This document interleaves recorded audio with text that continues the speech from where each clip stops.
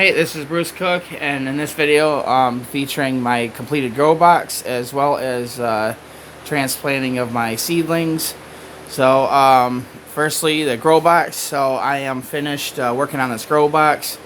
A couple things I do want to point out. One was in the last video, I said I was going to attempt to get rid of those wrinkles. I had just freshly put the Growbox together and had just freshly put the mylar film, diamond coated mylar film, reflective film on that. While I was unable to flatten those bubbles out, I guess the glue had already cured enough where I couldn't do nothing about it, and I wasn't about to undo a whole bunch of things, so I'm gonna have to deal with it. When I had learned how to make a homemade grow box, it was one thing that was emphasized by people making them was to make sure that your reflective film is flattened out on the material you put it on. That way, when the light hits it, it is reflecting off of it evenly, so there's no concentrated areas of light hitting your plants in there. Well, I'm just gonna have to deal with this and, you know, cross my fingers and hope nothing dramatic happens. So but anyways, so we got since the last video when I featured that, I do have the Velcro on. I had originally I started out with a piece of Velcro on top. That's to secure this thing onto here. That's the face of the grow box. Obviously, it'll cover the front side of this. I put one on each side on the top there. Well, I had just put that on there today.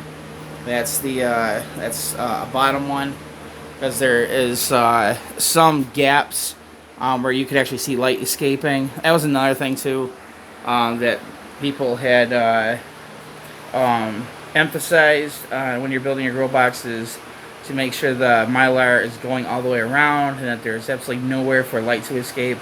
Well, you know, I'm on a budget. I had cardboard to work with, and you know, I did my best. So this is better than not having my plants in a grow box over the winter.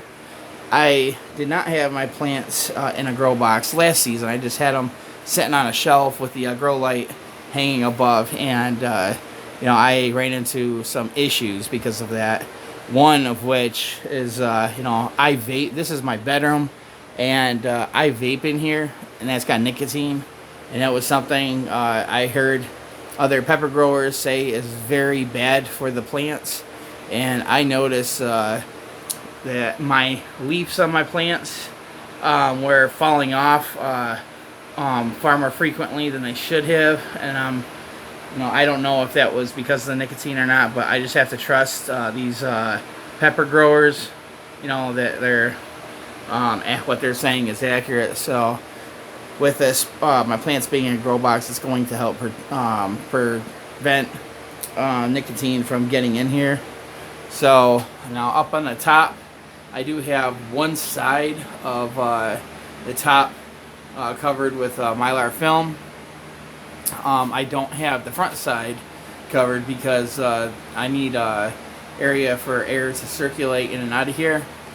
And I went and bought another fan. So I got a fan up in here, and I actually do have it. It might look weird, but I do have it directly over my grow light.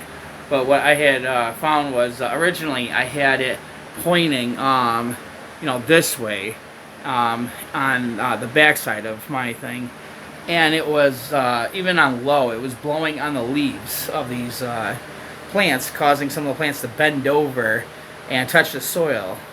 And you don't want your plant leaves touching your soil because you can get chemical burn.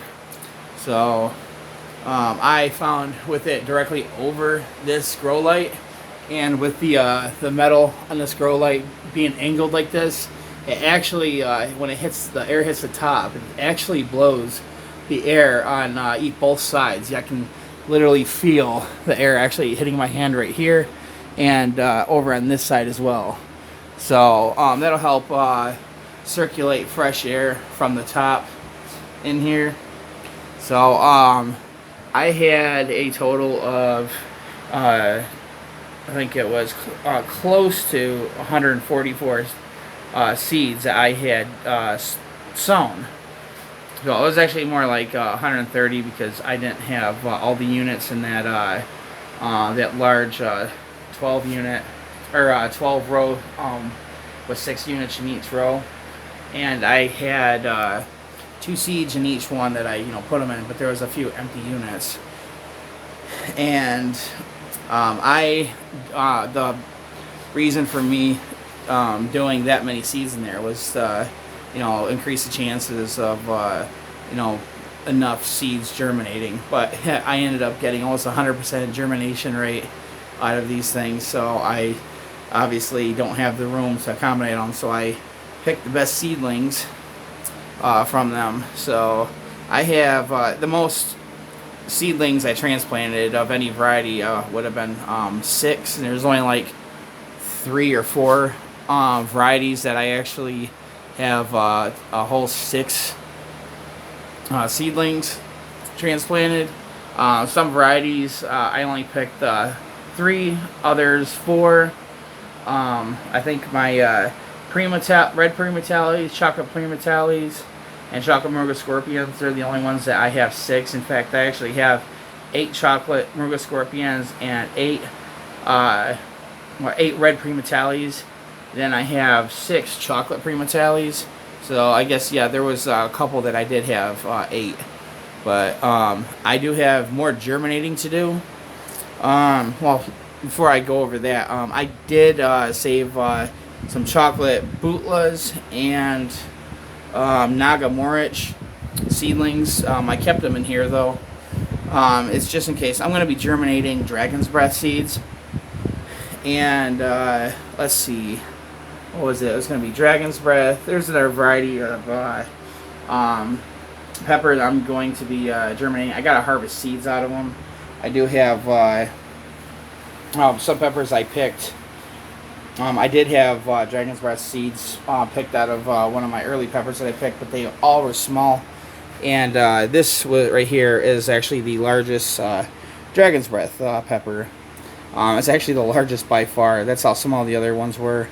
This actually is already fully ripened. I just haven't had time to bother with these things yet. But I've been picking my peppers off my plants early before they're fully ripened because it's so cold outside. I mean, it's cool enough outside lately that it's making the ripening process very slow. And I've had a few peppers that actually started going bad because they hung on the plants for so long without fully ripening.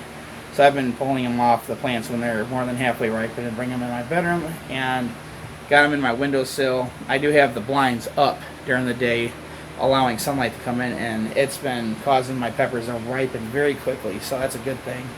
But I'll be germinating these Dragon's Breath seeds here very soon. Well, probably tomorrow, because I do have tomorrow off. And then I also do have Carolina Reaper seedlings. It turned out all 12 seeds that I had sown into here all germinated and sprouted into seedlings. So I'm just going to wait for these to get about, that size, the size of these things before I put them into cups. And I'm going to be, transplanting 6 of those, so the 6 best ones will go in there, and just like the rest of them that I didn't use, they're going to go in the trash. I feel bad. I felt really bad today as I was throwing a lot of these seedlings into the trash because it just seems like a waste, but I don't have room for all that, and I have different plans of how I'm going to be doing my outdoor growing after springtime. So hoping for way better results. I'm gonna be growing my plants really large. I mean, we're in just past the first week in November 2022, and I started all these seedlings in it was early. I think it was within like the first or second week of October. I needed to get a head start to do what I'm planning on doing. But anyways, that's what I got going on. So I hope you all enjoyed, and I will catch you in the next one.